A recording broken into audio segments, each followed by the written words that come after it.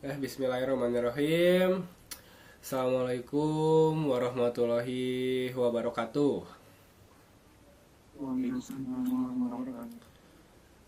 Kami dari kelompok 3 akan menyampaikan presentasi mengenai krisis keandalan gearbox cruiser utama di pabrik semen.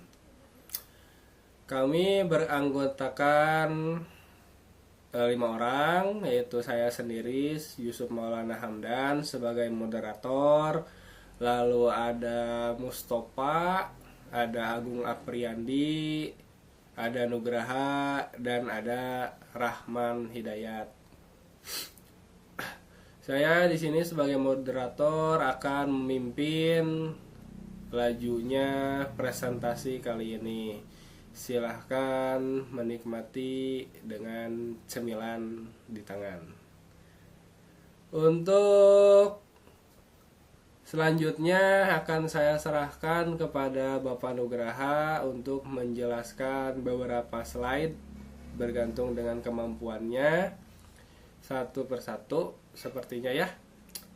Dilanjut oleh Pak Agung, kemudian Pak Rahman, dan Pak Mustofa, lalu untuk kesimpulan akan disimpulkan oleh saya sendiri.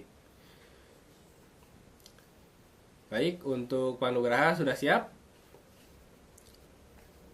Salah siapa? Baik, untuk slide selanjutnya akan dimulai oleh Bapak Nugraha. Silahkan Bapak Nugraha. Waktu dan tempat saya silahkan.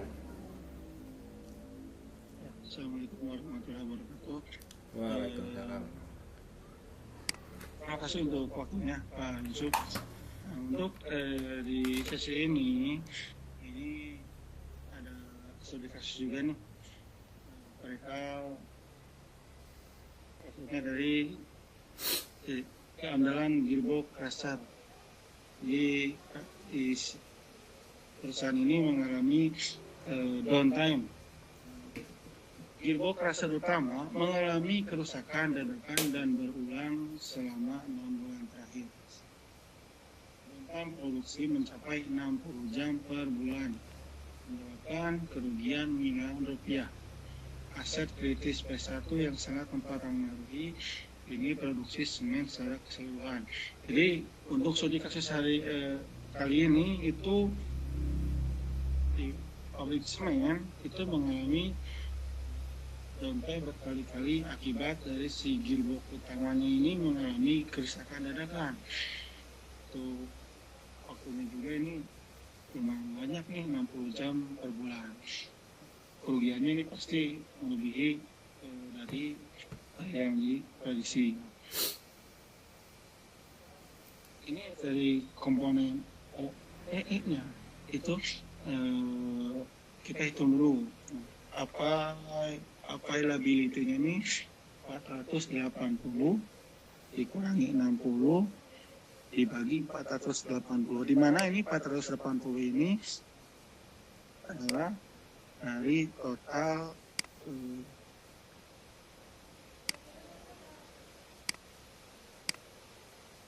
jam per bulan. Nah, yang 60 ini itu downtime-nya. Nah, jadi total selama sebulan dikurangi jam downtime-nya dibagi total kerjanya selama sebulan. Nah, hasilnya itu 87,5%. Nah, sedangkan dari performance itu 85% kecepatan aktual versus ideal, yang dimana kualitinya ini 10.000 dikurangi 500. 10.000 ini dari materialnya. 10.000 ini dari materialnya, dan 500 ini yang tidak memenuhi kualitas atau mengalami reject. Nah, jadi secara kualitasnya yang mengalami reject itu 500 ton. Nah, jadi Untuk kualitinya itu 95%. Nah, untuk OII-nya itu availability kali performance kali quality. Nah, menghasilkan 70,6%. Yang dimana target kelas dunia itu harus melebihi 85%. Nah, artinya apa? Ini untuk perusahaan ini itu belum memenuhi standar yang ditetapkan. Nah, otomatis si pendapatan itu menurun. Yang kedua kan konsumen juga sedikit berkurang. Untuk evaluasi OII-nya dan six big losses-nya, nah, di sini ada diagramnya nih. Yang ini sebelah kiri itu ada availability-nya. Ya, yang hijau tua itu aktualnya. Nah, yang hijau mudanya itu target kelas dunianya. Yang dimana untuk availability-nya ini masih belum di bawah, masih di bawah standar atau targetnya nih. Ya, ini sekitar 80% lebih lah. Nah, untuk performance-nya yang tadi kan 95%.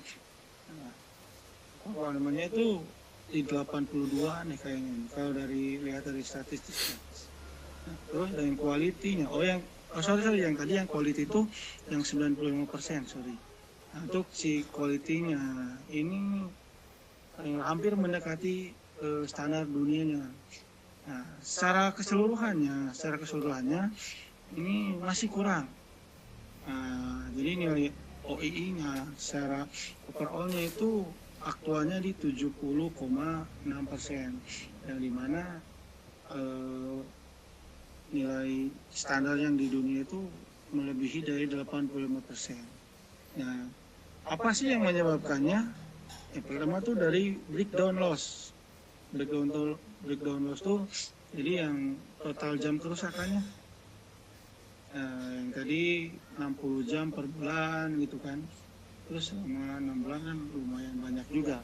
Yang kedua, speed loss atau dari segi performanya. Karena banyaknya breakdown, otomatis performanya maka sedikit menurun. Nah, dan reject loss-nya itu yang quality tadi itu 5%. Nah, yang ini nih, yang 95 yang kualitinya. Kenapa? Karena dari total 10.000 ton yang diproduksi, itu 500 tonnya itu mengalami bahan yang tidak siap diproduksi. Makanya kualitinya menurun gitu. Yang per 5%, tapi kalau dari total produksi itu lumayan gede juga. Nah, diperlukan tindakan korektif segera untuk meningkatkan keandalan gearbox kasar. Jadi gara-gara gearbox utamanya ini mengalami downtime sering downtime, nah, otomatis mempengaruhi nilai-nilai yang baik dari availability-nya, performanya, quality-nya, yang otomatis perusahaan mengalami kerugian miliaran rupiah. Mungkin sekian dari saya, mungkin kembali lagi ke Pak Yusuf. Terima kasih Pak Yusuf. Baik, terima kasih Pak Nugraha atas penjelasannya. Untuk selanjutnya dapat dijelaskan oleh Pak Agung. Silahkan Pak Agung, waktu dan tempat saya persilakan.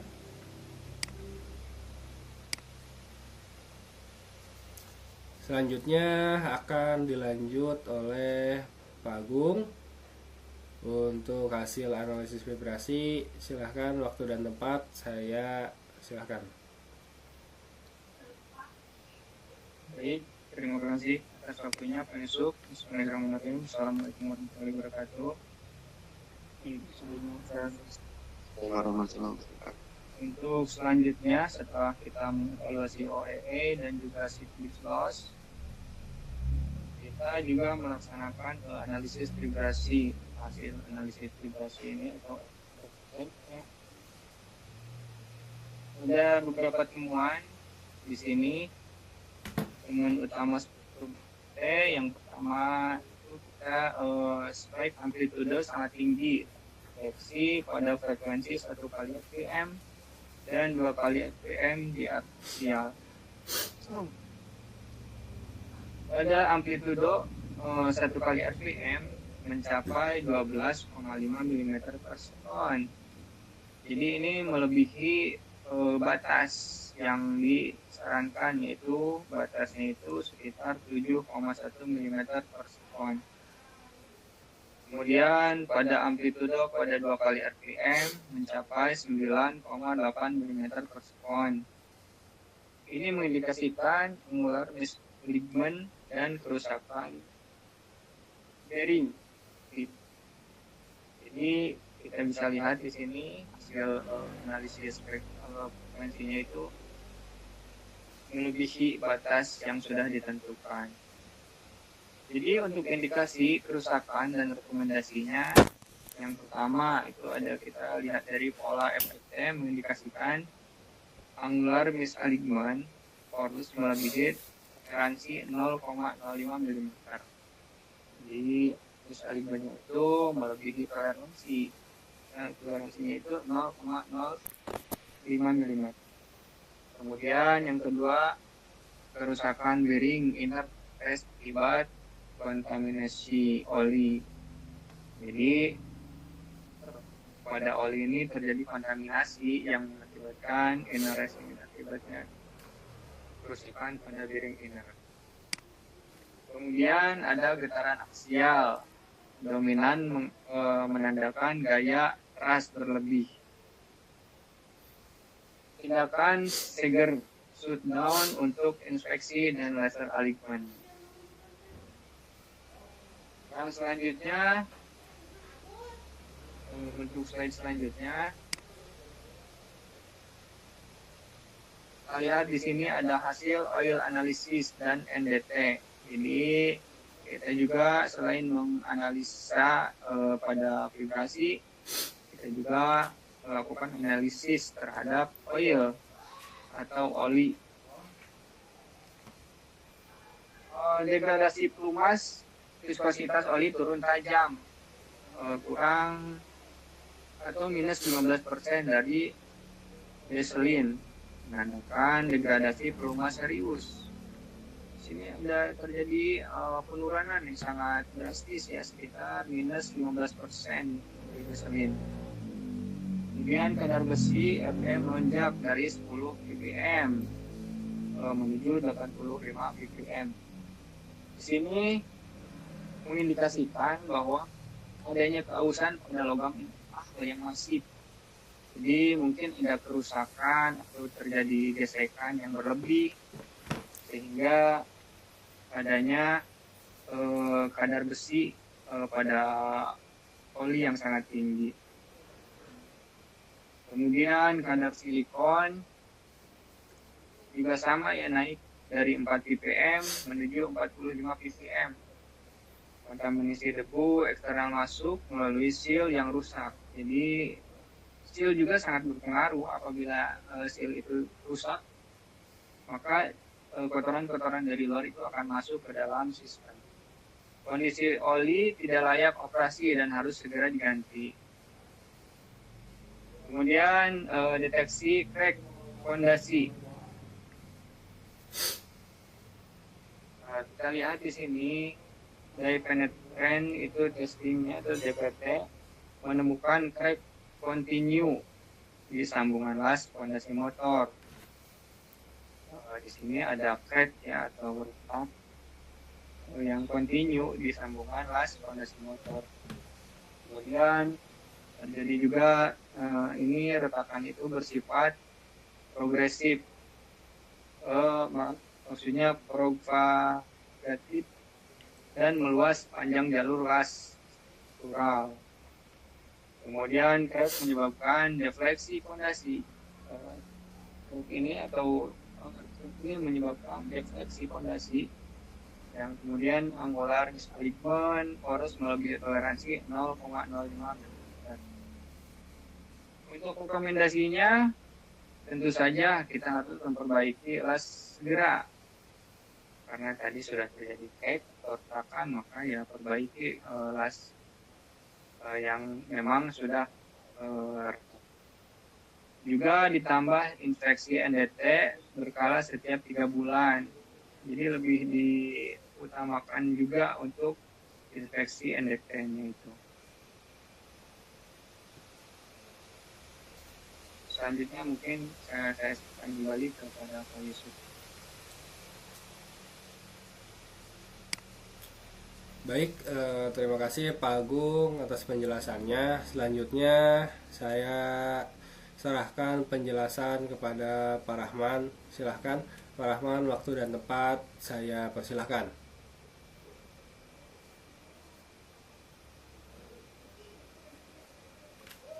Baik, Pak Yusuf, terima kasih atas waktunya. Assalamualaikum warahmatullahi wabarakatuh. Waalaikumsalam warahmatullahi wabarakatuh. Saya Hidayat akan melanjutkan presentasi setelah Agung.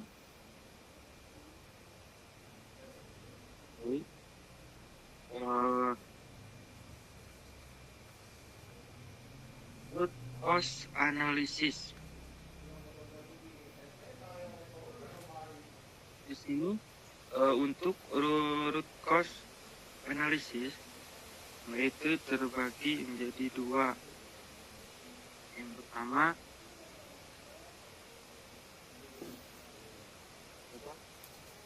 rantai penyebab kerusakan. Pertama ada rantai penyebab kerusakan, yang kedua akibat dan rekomendasi. Di sini rantai penyebab kerusakan yaitu pada pondasi las, ya, yang sudah tadi Pak Agung sampaikan. Rantai penyebab kerusakan crack pada pondasi las, lalu angular misalignment poros sebesar 0,05 mm, seal gearbox rusak, debu silikon masuk oli, keausan bearing dipercepat, breakdown berulang. Jadi FE naik dari 10 ke 85 ppm, si naik ini dari 4 ke 45 ppm, ya. Jadi FE-nya naik dari 10 ke 85 ppm, SI-nya naik dari 4 ke 45 ppm. Itu untuk crack pada pondasi las, angular misalignment poros, seal gearbox rusak, debu silikon masuk oli, kausan bearing dipercepat, breakdown berulang, ya. Jadi FE-nya naik dari 10 ke 85 ppm, SI-nya naik dari 4 ke 45 ppm. Dan yang kedua ada akibat dan rekomendasi. Maaf ini. Bentar. Sudah cukup Pak Yusuf. Di sini ada akibat dan rekomendasi. Nah, untuk akibat dan rekomendasi, downtime-nya 60 jam per bulan. Ini akibat kontaminasi oli dan keausan bearing, ya. Jadi downtime 60 jam per bulan itu akibat kontaminasi oli dan keausan bearing. Untuk rekomendasi, di sini ada beberapa, ya, untuk rekomendasi. Yang pertama, perbaikan pondasi, laser alignment 0,05 mm, terus penggantian seal yang tadi di atas, seal oli, dan monitoring vibrasi FFT secara berkala untuk deteksi dini. Ya, jadi untuk downtime-nya akibat dan rekomendasi ini runtime-nya 60 jam per bulan akibat yang terjadi akibat kontaminasi oli dan kaos membering. Dan di sini dijelaskan untuk rekomendasinya yang pertama pondasi, perbaikan pondasi. Maaf. Yang pertama ada perbaikan pondasi, laser alignment sebesar 0,05 mm dan penggantian seal. Lalu memonitoring vibrasi FFT secara berkala. Jadi harus melakukan monitoring vibrasi FFT secara berkala untuk dideteksi dini. Lanjut Pak Yusuf. Nah, lanjut ya. Ada critical path atau metode, bisa disebut CPM.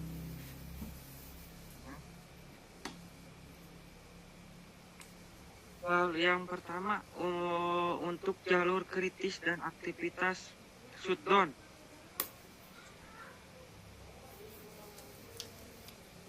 Kelas 1 infeksi awal dan persiapan yaitu 2 hari.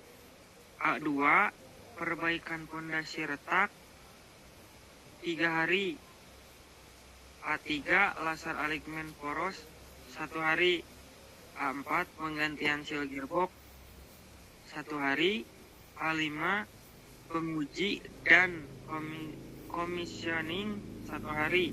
Jadi total durasi jalur kritis 8 hari kerja. Nah, untuk jalur kritis yang sudah tadi saya sampaikan, jalur kritis dan aktivitas shutdown, total durasi jalur kritisnya sampai dengan 8 hari kerja. Itu ya. Dan untuk identifikasi jalur kritis dan estimasi durasi. Jalur kritis A1, A2, A3, A4, A5 itu tidak boleh terlambat. Aktivitas paralel, penggantian oli dan filter bersamaan A3 ya. Untuk plot 0 hari pada jalur kritis. Jadi target shutdown selesai dalam 8 hari untuk meminimalkan production loss. Ya. Jadi target shutdownnya itu selesai dalam 8 hari itu untuk meminimalkan production loss. Itu ya, berarti. Baik, lanjut Pak Yusuf.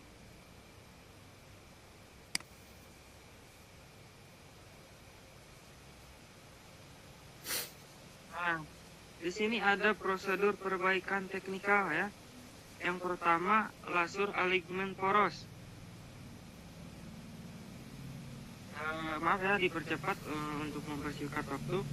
Yang pertama ada laser alignment poros. Dan yang kedua ada koreksi pondasi dan penggantian seal. Dari dua prosedur perbaikan teknikal ini, yang pertama laser alignment poros. Laser alignment poros dilakukan untuk menyelaraskan poros gearbox dengan toleransi ketat 0,05 mm. Itu ya.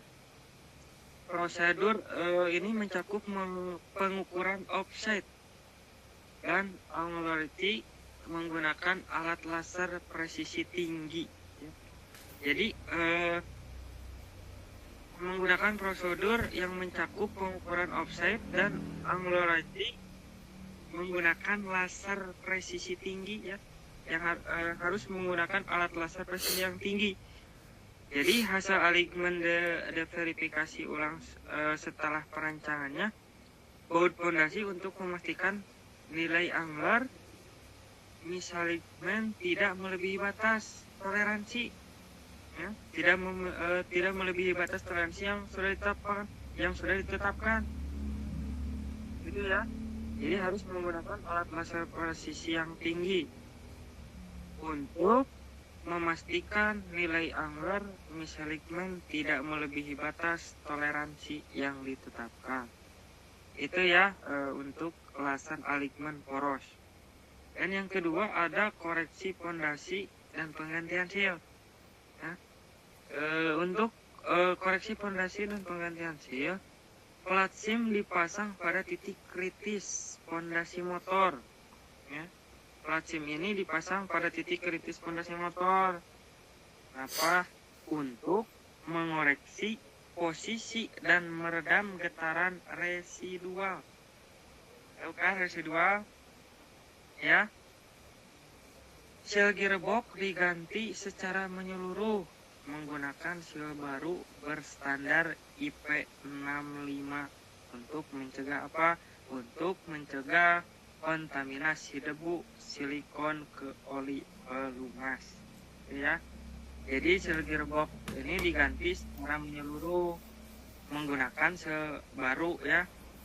Jadi harus diganti secara menyeluruh menggunakan seal baru yang berstandar IP65. Kenapa? Untuk mencegah kontaminasi debu silikon ke oli pelumas. Gitu ya. Jadi pengujian kebocoran ini dilakukan pasca pemasangan sebelum gearbox dioperasikan kembali. Jadi setelah diganti secara menyeluruh menggunakan seal baru berstandar IP65 itu pengujian kebocorannya dilakukan secara pemasangan sebelum gearbox dioperasikan kembali. Itu ya. Itu dari koreksi pondasi dan penggantian seal. Baik, mungkin itu saja presentasi dari saya. Saya kembalikan ke Pak Yusuf. Terima kasih atas waktunya, Pak Yusuf. Baik, terima kasih Pak Rahman sudah menjelaskan poin-poin tersebut dengan jelas dan benar. Untuk berikutnya saya akan jelaskan tabel FMEA dari komponen bearing gearbox. Poinnya ada 2, bearing AUS S807D4 RPN 224. Efek downtime produksi dan kerusakan komponen severity tinggi karena dampak langsung ke lini produksi. Occurrence tinggi akibat kontaminasi oli. Detection rendah tanpa sensor vibrasi. RPN 224 menjadi prioritas yang tinggi. Kemudian seal bocor dan kode S7 S08D S yaitu 7 08 O sama dengan 8 D sama dengan 5 RPN 280. Efek kontaminasi debu silikon naik dari 4 menjadi 45 ppm. Ini mempercepat keausan bearing misalignment karena melebihi batas toleransi 0,05 mili akibat pondasi petak. RPM 280 ini menjadi prioritas tertinggi, tindakan korektif segera yang harus diperbaiki. Manajemen MRO dan EOQ suku cadang ini ada ada masalah dan solusi dari MRO. Masalah stok kelas A, bearing khusus kelas A sangat mahal dan sering mengalami stock out menyebabkan backlog maintenance hingga 8 minggu. EOQ perlu dikalibrasi ulang untuk mengoptimalkan stok dan mengurangi risiko shortage komponen kritis. Solusinya adalah dengan MRO yang terintegrasi. Implementasi sistem MRO terintegrasi dengan monitoring stok real time, lalu kalkulasi EOQ yang optimal, mempertimbangkan lead time, holding cost, dan frekuensi kerusakan untuk memastikan ketersediaan suku cadang kritis tanpa melebihi inventaris. Jadi kita sebagai engineer harus bisa melakukan analis dari MRO yang terintegrasi. MRO ini tidak akan sampai menjadikan menghambat waktu produksi atau waktu maintenance pada mesin sampai tertunda di 8 minggu akibat dari bearing kelas A yang sangat mahal. Jadi harus bisa kalkulasi EOQ optimal untuk mempertimbangkan dari lead time-nya, holding cost, dan frekuensi kerusakan untuk memastikan ketersediaan suku cadang tanpa kelebihan inventaris. Lalu untuk arsitektur integrasi CMMS dan IoT, ada 4 poin yang akan saya jelaskan di sini tentang sensor, gateway, integrasi, dan notifikasi dashboard. Sensor vibrasi nirkabel atau IoT terpasang langsung pada gearbox crusher untuk monitoring kondisi getaran, suhu, dan kebisingan secara real time selama 24 jam per 1 minggu. Kemudian gateway transmisi data dari sensor dikirim melalui protokol wireless, mau itu dari LoRa ataupun dari WiFi ke edge gateway, lalu diteruskan ke server melalui jaringan industri yang aman. Integrasi sistem CMMS ini menerima data sensor secara otomatis, membuat work order preventif, menjadwalkan teknisi, dan mencatat histori perawatan gearbox secara digital. Dari ketiga koneksi yang sudah dilakukan akan dapat dilihat pada notifikasi dashboard secara real time. Pemberitahuan atau alert otomatis dikirimkan pada supervisor melalui via SMS maupun email saat amplitudo vibrasi melalui troubleshoot tertentu. Dashboard ini menampilkan status kondisi aset secara live, menjadikannya supervisor ataupun operator yang pada saat menjalankan tugas dapat memastikan semua sistem berjalan dengan baik dan benar. Untuk selanjutnya, poin-poin selanjutnya akan saya serahkan kepada Pak Mustofa. Untuk waktu saya serahkan sekarang. Silahkan.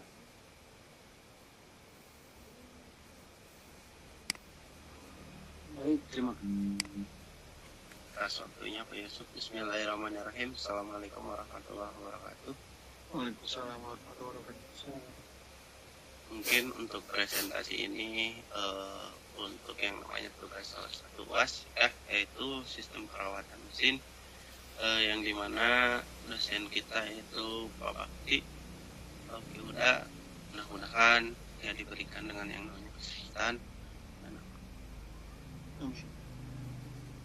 Di sini saya akan menjelaskan tentang yang namanya siklus hidup VO digital. Nah, di sini yang ke-1 ini siklus VO digital 5. Tahap utama digitalisasi work order mencakup 5 tahap, yaitu pembuatan WO otomatis dari notifikasi sensor IoT, penjadwalan berbasis prioritas, ketersediaan teknisi. Yang ketiga, pelaksanaan dengan panduan digital di lapangan, pelaporan hasil secara real time, evaluasi dan analisis kerusakan. Misal di sini ada yang namanya sensor IoT ya. Sensor ini dipasang langsung pada gearbox cruiser yang memantau kondisi getaran, suhu, kebisingan secara real time selama 20 jam. Nah, di sini contohnya. Yang kedua, itu ada yang namanya gateway atau transmisi data, ya. Nah,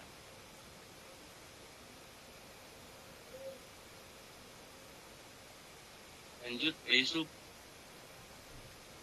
Yang tadi yang ini ya. Iya Pak. Yang kedua, yaitu ada yang namanya penurunan maintenance block, ya. Nah, di sini. Sebelum dengan yang namanya digitalisasi, backlog maintenance mencapai 8 minggu akibat proses manual dan komunikasi lambat. Setelah implementasi CMMS dan IoT, backlog turun menjadi 2-4 minggu. Efisiensinya meningkat signifikan karena WO terkelola dengan otomatis, prioritas jelas, respon teknisi terlebih cepat. Nah, di sini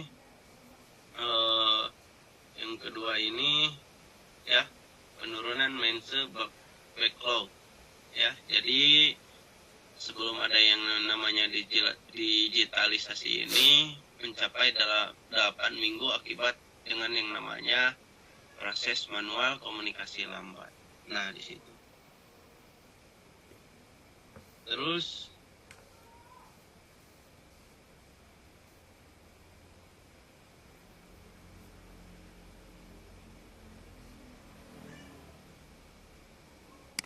nah, yang ketiga ini adalah SUNMARI atau rencana implementasi, ya, yang dimana bagian akhir ini merangkum seluruh poin permasalahan serta peta jalan roadmap transformasi digital yang harus diusung.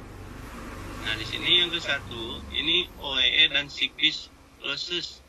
OEE gearbox terus 70%, ya, 70,6% di bawah standar kelas dunia, 85%, brake flow loss 60 per jam per bulan, speed loss 15%, dan reject loss menjadi penyebab utama. Nah, jadi total dari yang namanya efektivitas keseluruhan mesin, ya, itu saat ini berada di angka 70,6, masih di bawah standar kelas dunia, ya.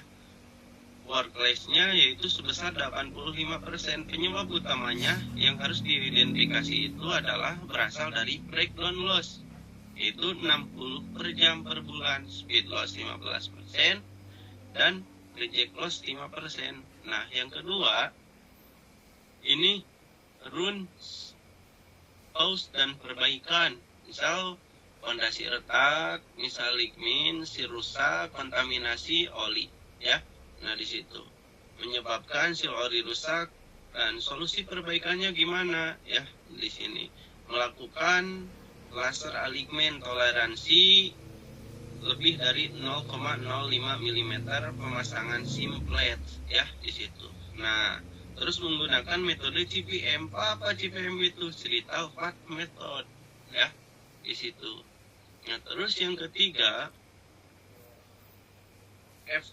FMA manajemen MRO, RPM tertinggi, bearing aus, seal bocor, ya. EUK dikalibrasikan ulang, suku cadang kelas A. Gimana gunanya? Mengurangi backlog, maintenance 8 minggu menjadi optimal. Nah, ya. Jadi dalam sebelumnya bearing aus seal bocor dengan cara mengkalibrasikan ulang perhitungan. Misal EUK-nya gimana nih? Untuk suku cadang kelas A guna memangkas antrian perawatan dari 8 minggu ke tingkat yang lebih optimal, ya. Nah, terus yang keempat, transformasi CMMS dan IoT. Nah, sensor vibrasi water nirkabel terpasang dengan pada gearbox monitoring real time. Bagaimana nih real time-nya? Interface CMMS menekan backing WO dan 8 minggu menjadi 2-4 minggu dengan notifikasi otomatis. Misal yang namanya memasang sensor vibrasi OC nirkabel pada gearbox untuk pemantauan real time. Integrasi dengan CMMS ditargetkan dalam memotong waktu backlog, ya. dari 8 minggu menjadi 2 sampai 4 minggu melalui dengan sistem notifikasi otomatis. Nah, jadi harus dengan yang namanya memasang sensor vibrasi IoT ya pada gearbox ya. Nah, di situ. Lanjut Pak Yusuf. Sudah. Jadi untuk yang namanya dari yang tadi ya, saya sampaikan bahwa dalam sebuah ini summary atau rencana implementasi merangkum seluruh poin permasalahan, misal dari yang namanya OEE dan cyclist loss ya. Terus yang kedua, root cause dan perbaikan akar masalahnya dimulai dari kondisi yang retak memicu keselarasan.